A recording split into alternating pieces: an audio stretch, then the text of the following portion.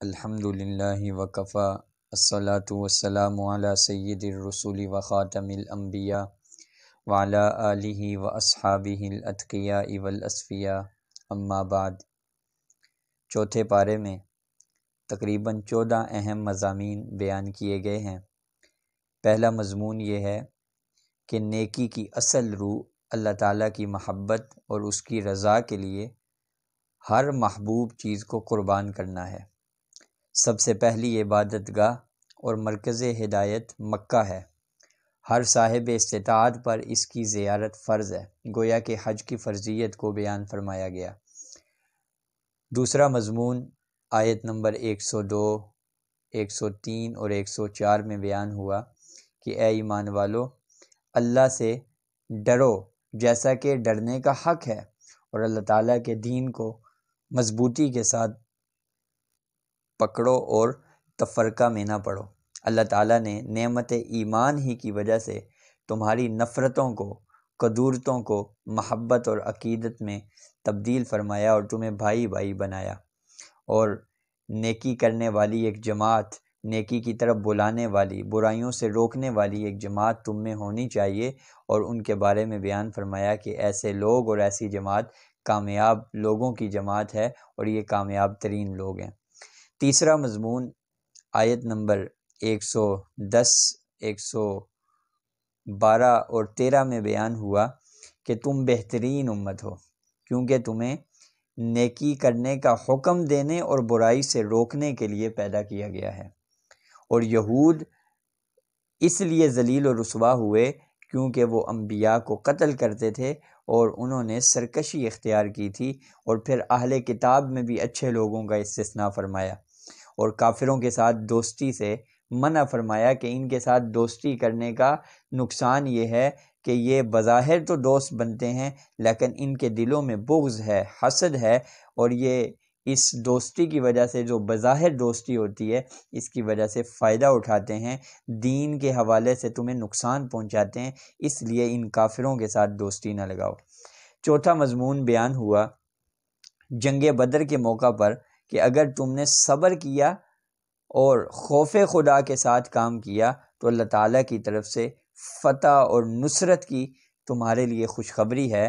پھر اللہ تعالیٰ نے ایسا ہی کیا، اور فرشتوں کے ذریعے نبی کریم صلی اللہ علیہ وسلم اور مسلمانوں کی مدد فرمائی گئی۔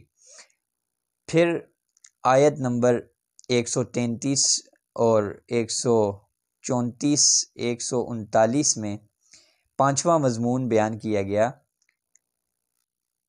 کہ جنت اور مغفرت کی راہ پر دوڑ کر چلو، اور جنت کے حوالے سے بتایا کہ جس کی وسعت زمین و آسمان جیسی ہے، جو کہ خدا سے ڈرنے والوں کے لیے اعدت للمتقین، تقوی اختیار کرنے والوں کے لیے تیار کی گئی ہے۔ اور پھر ایمان والوں کی 5 علامتیں بیان فرمائی کہ وہ اللہ تعالیٰ کی راہ میں خرچ کرتے ہیں، غصے کو پی جاتے ہیں، دوسروں کو معاف کرتے ہیں، گناہ ہو جائے تو فوراً معافی مانگتے ہیں، اور ساتھ یہ ہے کہ وہ اللہ تعالیٰ کے ساتھ جو ہے مایوسی کا تعلق نہیں رکھتے بلکہ امید کے ساتھ رہتے ہیں۔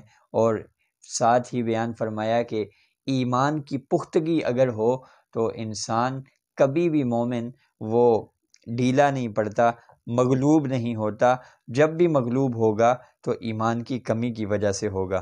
پھر چھٹا مضمون بیان ہوا غزوہ احد میں جب نبی کریم صلی اللہ علیہ وسلم کی شہادت کی خبر مشہور ہوئی تو اکثر صحابہ کی ہمت ٹوٹ گئی۔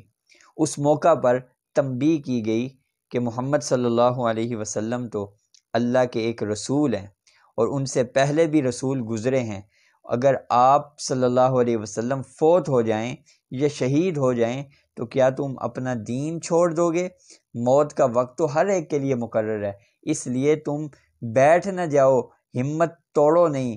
پھر آیت نمبر 151 میں 7واں مضمون بیان ہوا کہ احد میں مسلمانوں کی شکست کے بعد جب یہود اور منافقین نے یہ خیال مسلمانوں میں پھیلانے کی کوشش کی کہ محمد صلی اللہ علیہ وسلم اگر نبی ہوتے تو شکست کیوں کھاتے، تو اللہ تعالیٰ نے ان آیات میں اس کا جواب دیا کہ عنقریب مسلمانوں کو فتح ہوگی اور ہم کافروں کے دلوں میں رعب ڈال دیں گے، یہ علامت ہے اس بات کی کہ محمد صلی اللہ علیہ وسلم اللہ کے نبی اور رسول ہیں۔ 8واں مضمون بیان ہوا آیت نمبر 159-160 میں کہ اے پیغمبر، یہ اللہ کی بڑی رحمت اور نعمت ہے کہ آپ ان لوگوں کے لیے نرم مزاج واقع ہوئے ہیں، ورنہ اگر آپ سنگ دل ہوتے، تند خو ہوتے تو یہ سب آپ کے گرد سے بھاگ جاتے۔ پھر 9واں مضمون بیان ہوا کہ ایمان والوں سے یہ جب کہا گیا کہ تمہارے خلاف بڑی فوجیں جمع ہو گئی ہیں، ان سے ڈرو، تو یہ بات سن کر ان کا ایمان اور بڑھ گیا۔ انہوں نے جواب دیا، ہمارے لیے اللہ کافی ہے۔ اے پیغمبر، یہ کفار اللہ کا کچھ نہیں بگاڑ سکتے، ایمان کو چھوڑ کر دنیا کے خریدار بنے ہوئے ہیں، ہم تو انہیں اس لیے ڈیل دے رہے ہیں تاکہ خوب گناہوں کا بوجھ سمیٹ لیں، ان کے لیے ذلیل کرنے والی سزا ہے۔ پھر 10واں مضمون بیان ہوا جب یہ آیت نازل ہوئی، آیت نمبر 181 اور 185 کہ کون ہے جو اللہ کو قرض حسنہ دے، تو یہودیوں نے مذاق اڑایا کہ اب اللہ مفلس ہو گئے ہیں نعوذ باللہ، اور بندوں سے قرض مانگتے ہیں۔ اللہ تعالیٰ فرماتے ہیں کہ یہ بات بھی ہم نے ان کے جرائم کی فہرست میں شامل کر دی۔ آخر کار ہر شخص کو مرنا ہے، جو وہاں دوزخ سے بچ جائے اور جنت میں داخل ہو جائے تو کامیاب در حقیقت وہی ہے۔ فمن زحزح عن النار وادخل الجنت فقد فاز، جو جنت میں داخل ہو گیا، عذاب سے بچ گیا، یہ اصل کامیابی ہے اور یہ اصل کامیابی کی علامت ہے۔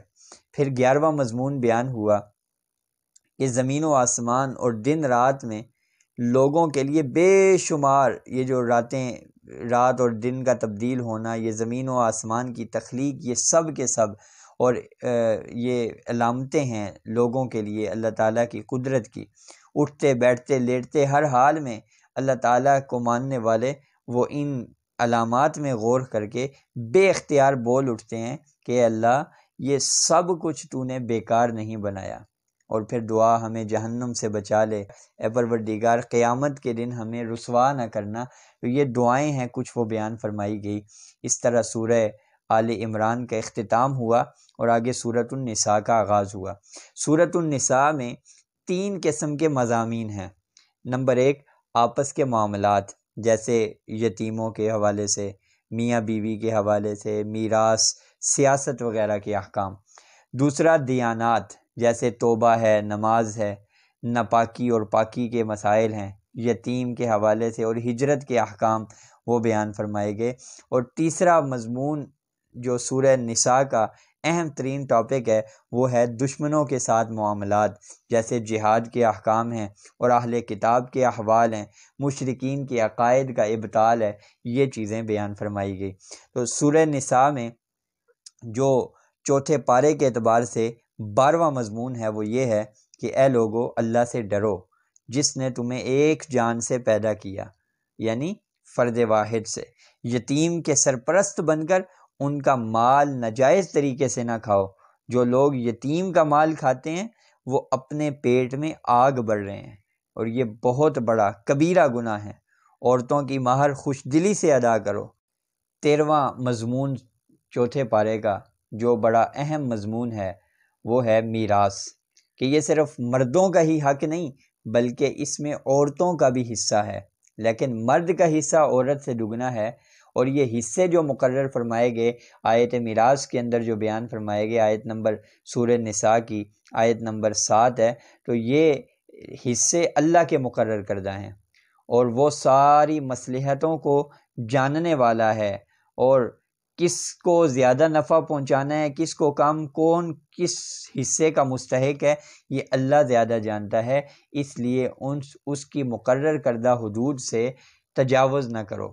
اور پھر 14واں مضمون بیان فرمایا آیت نمبر 117-18 میں کہ توبہ اور معافی کا دروازہ صرف ان بندوں کے لیے کھلا ہے جو قصداً نہیں بلکہ نادانی کی وجہ سے گناہ کر بیٹھتے ہیں۔ پھر جب آنکھوں سے جہالت کا پردہ ہٹتا ہے تو شرمندہ ہو کر اپنے قصور کی معافی مانگتے ہیں۔ لیکن توبہ اس کے لیے نہیں ہے جو تمام عمر گناہ کیے جائے اور جب موت کا وقت آ جائے، موت کو دیکھ لے تو اب کہے کہ اب میں نے توبہ کی، تو یہ توبہ معتبر نہیں ہوگی، بلکہ غفلت کی وجہ سے زندگی میں گناہ ہوتے رہے، نافرمانیاں ہوتی رہی، پھر جب غفلت کا پردہ ہٹ گیا تو زندگی میں ہی موت سے پہلے پہلے توبہ کر لی، تو ایسی توبہ معتبر ہے۔ یوں چوتھے پارے کا خلاصہ مکمل ہوا۔ اللہ تعالیٰ قرآن کریم کا صحیح فہم بھی نصیب فرمائیں اور قرآن کریم کی سچی محبت بھی نصیب فرمائیں۔